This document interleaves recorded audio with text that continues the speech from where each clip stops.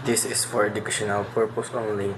Our group is allowing our instructor, Mr. Roldan Ardines, to use this educational material. Thank you.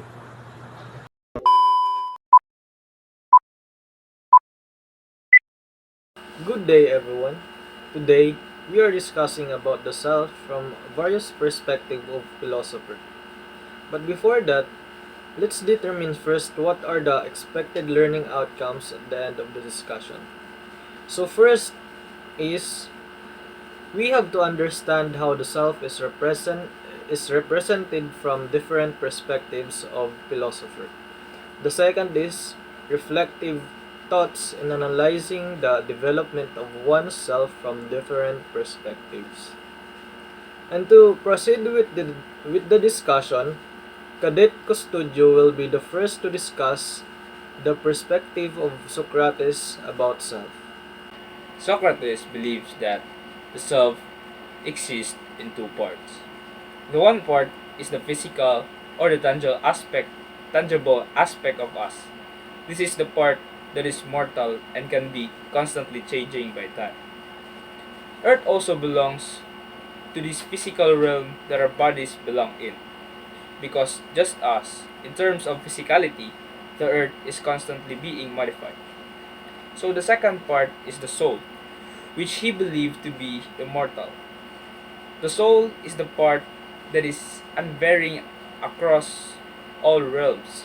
It is unchanging while it is attached to your body, and thus in the physical realm, but is also unmodified once you die, and your soul leaves the body to travel the ideal realm.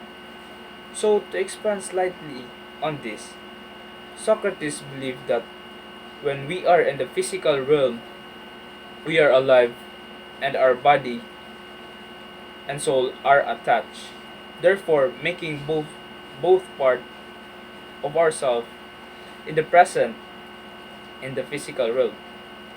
So when we die, however, our body stays in the physical realm while our soul travels to the ideal realm, therefore making our soul immortal. So for Plato, Plato believes that self is a knower or a thinker. Hence for Plato, the concepts of the self and knowledge are inextricably linked.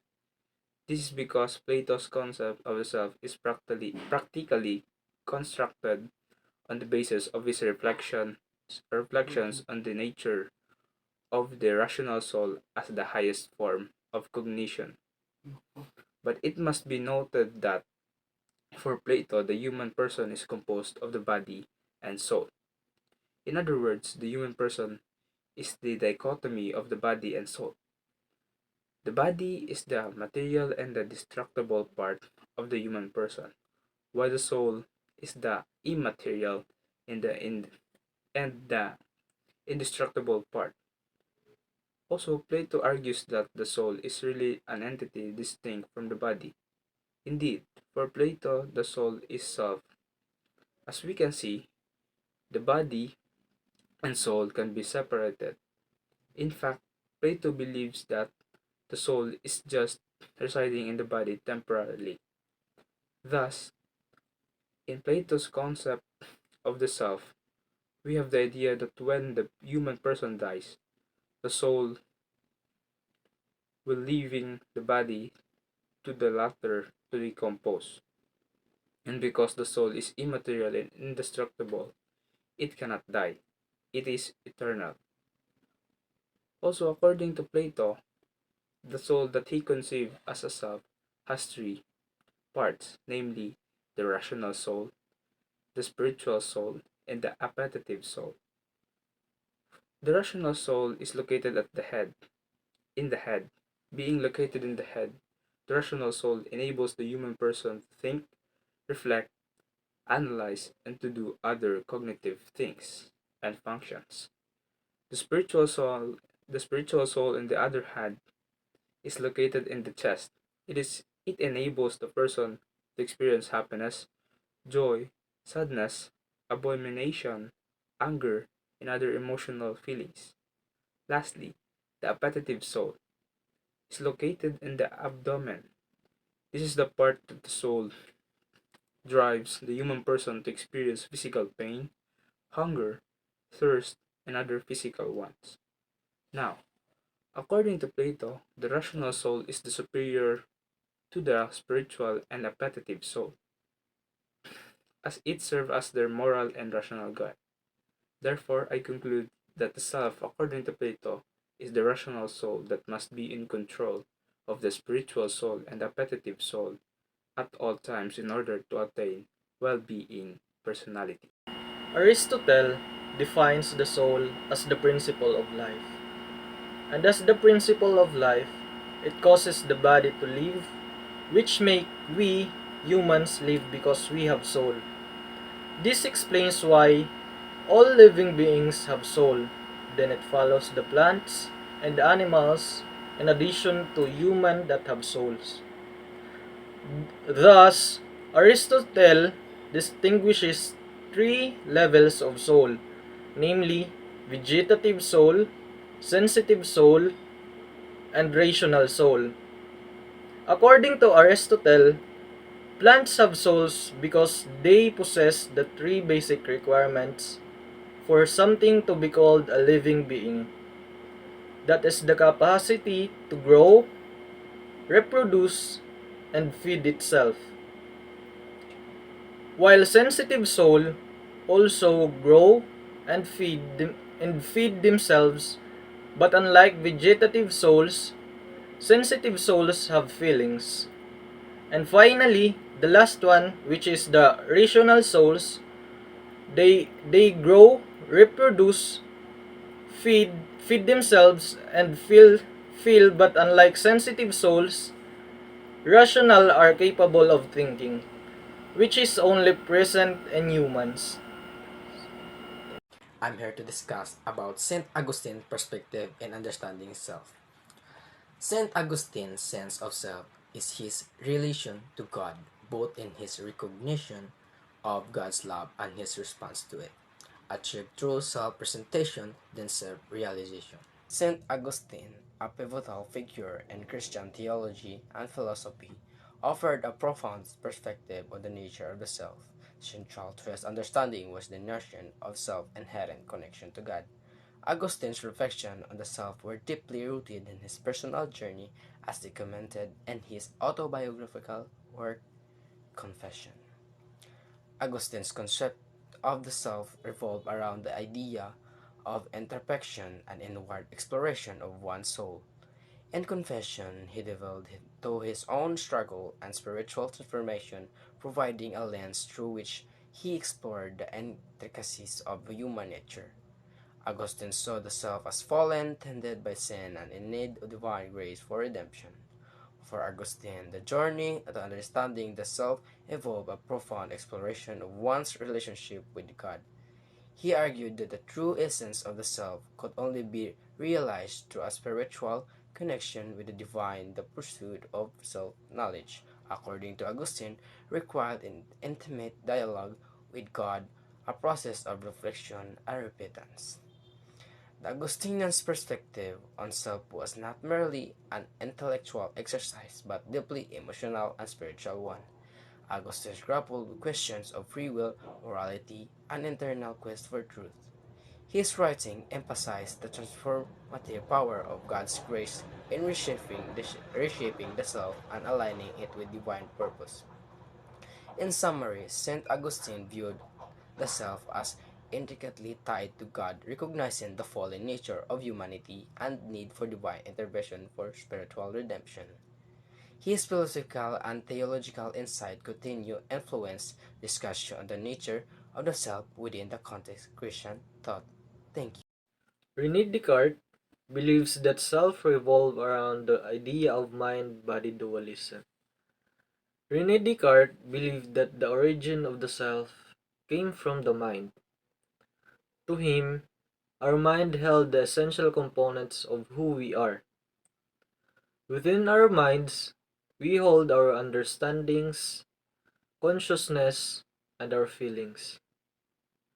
Our awareness of ourselves and our ability to have thoughts are a crucial components of our existence and the creation of the self.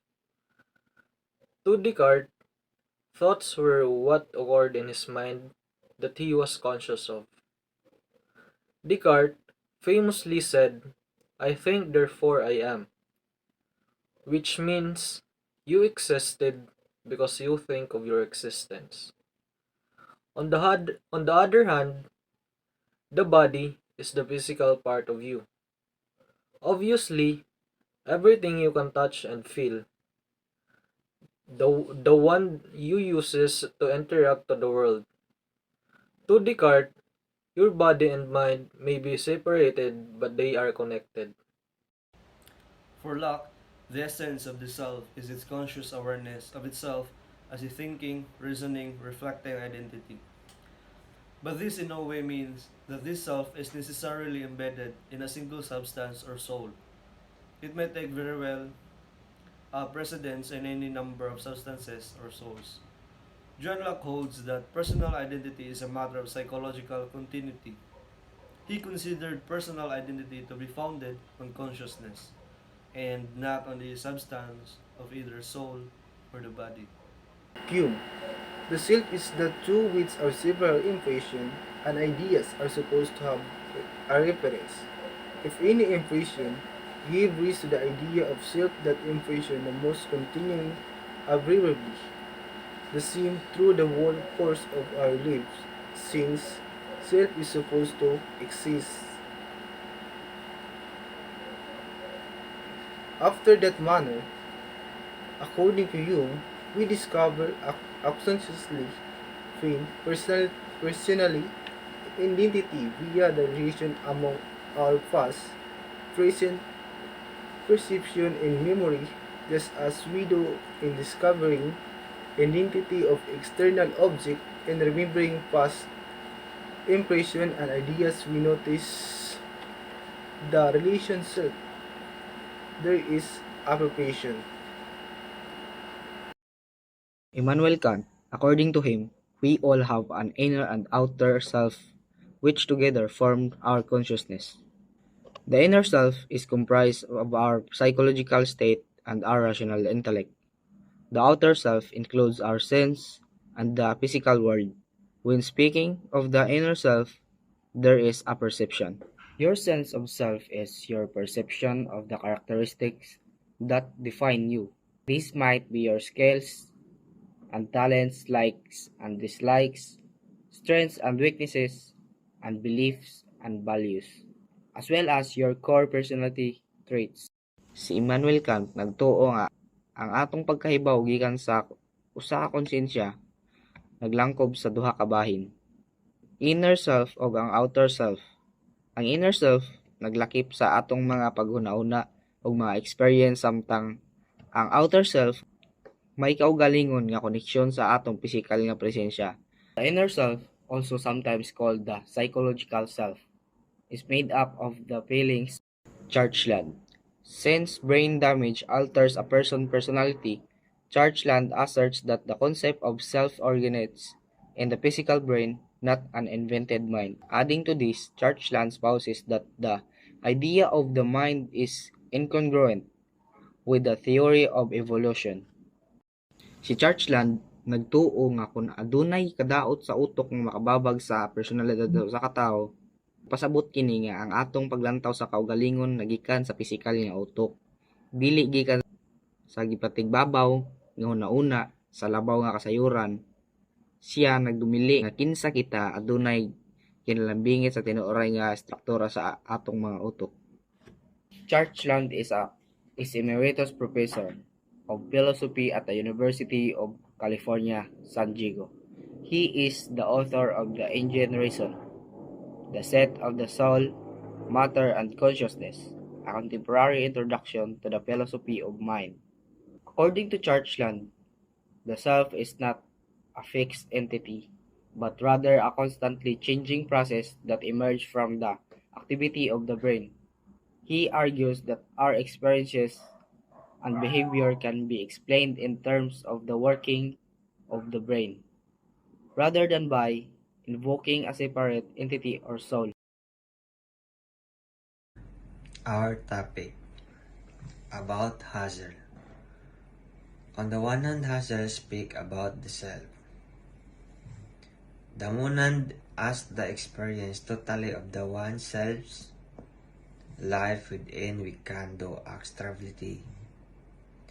The strongest constitutive levels all the way down to the prological flows of the time consciousness, quite unlike ourselves,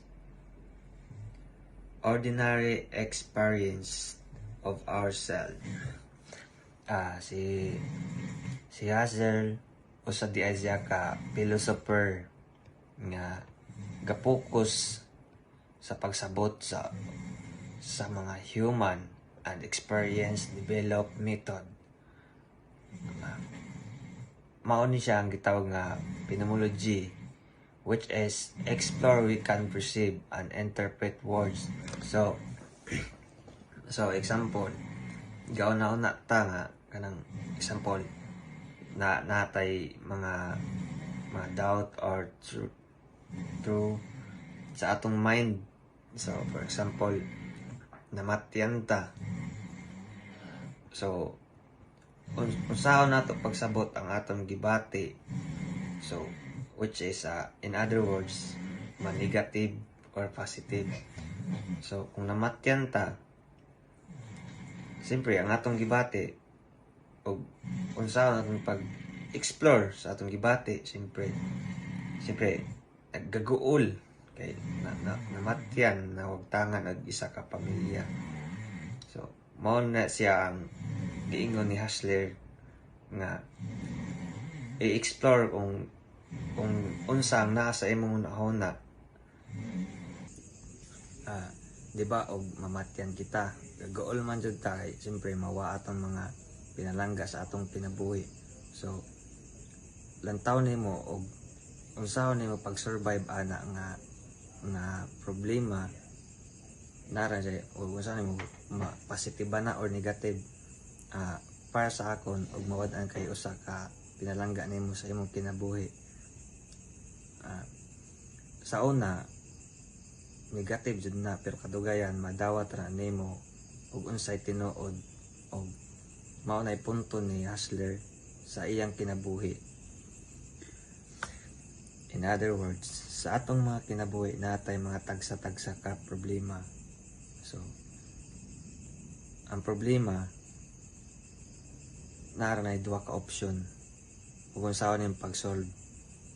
Maapektuhan ba ka sa iyang problema ug unsahon nimo pag-solve. So ug ako naay ko'y problema in a good things, gawna na ako kung unsahon ako pag-solve. Nara nimo og magpadala ka sa imong problema or mo give up ka. So gawna na ako sa problema pa na ako sa akong nauna og unsahon ang solution.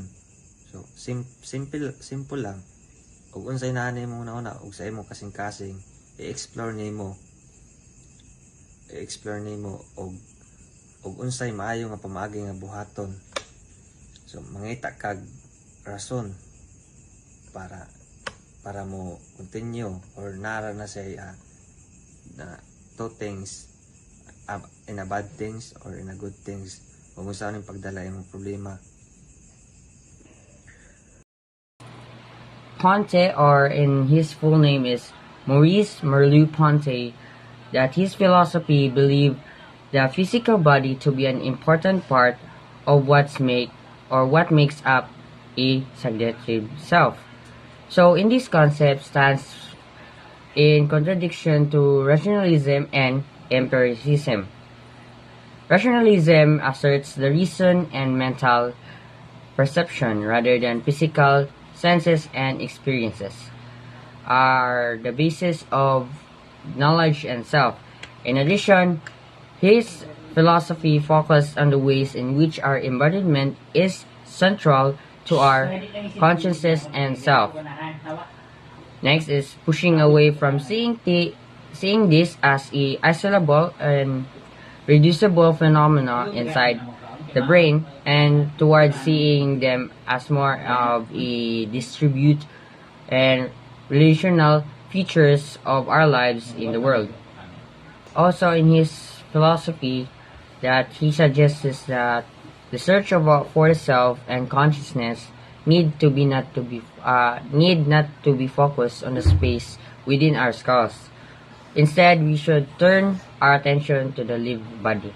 So for this next philosopher in the modernism philosophy is one of the famous philosophy back then, whose name is Michel Foucault-Roti, which his philosophy is that the self or the subject is not a substance, but it is a form, and this form is not primarily or always identical to itself. So it does mean that the self means both, and both auto and the same or the same. So from this is that the understanding the self implies understanding one's identity. Also in his philosophy is that the power is not discipline, but rather discipline is simply one way in which power can be exercised. He also termed that disciplinary society is discussing its history and origins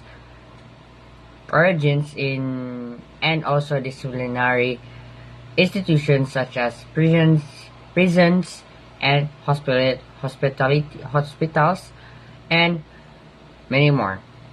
So that's all. Thank you. Good day, sir. I'm Cadet Frias and I'm here to report my topic about Eastern philosophy. Eastern philosophy generally views the self as an illusion, a construct of the mind that is not separate from the rest of the universe. This is in contrast to the Western view of the self as distinct and autonomous entity. One of the most important concepts in Eastern philosophy is the concept of anatta or no self. So now let's dive into the fascinating realm of Eastern philosophy. Unlike Western philosophy, which often sees the self as a distinct and independent entity, Eastern philosophy takes a different approach. It possesses that the self is more of an illusion, a construct created by the mind, and fundamentally interconnected with the entire universe. A cornerstone of Eastern philosophy is the concept of anatta, which translates to no self. This idea challenges the notion of an enduring and separate self, suggesting that we perceive as an individual identity. In reality, a product of our thoughts and perception. In other words, the self is not an isolated entity, but rather a dynamic and ever-changing part of the vast cosmic web. To elaborate further, Eastern thinkers argue that our sense of self is not fixed. It evolves and adapts as we experience the world. This fluidity challenges the Western emphasis on a stable and persistent self. Instead of clinging to a rigid identity, Eastern philosophy encourages embracing the interconnected nature of existence. Picture the self as a drop in the ocean, individually distinguishable yet inseparable from the greater body of water. Eastern thought invites us to recognize that our identity is intertwined with the entire universe, emphasizing unity and interdependence over individualism. This perspective has profound implications for how individuals navigate their lives, rather than seeing oneself in isolation. Eastern philosophy encourages a holistic understanding of the self in relation to others and the cosmos. It promotes compassion, empathy, and a recognition of the interconnectedness of all living things. In summary, Eastern philosophy challenges the Western notion of a distinct and autonomous self, proposing instead the idea of the self as a fluid and interconnected construct. The concept of anatta or no self encourages a shift in perspective towards recognizing the dynamic and interdependent nature of our existence within the vast cosmic. Types 3.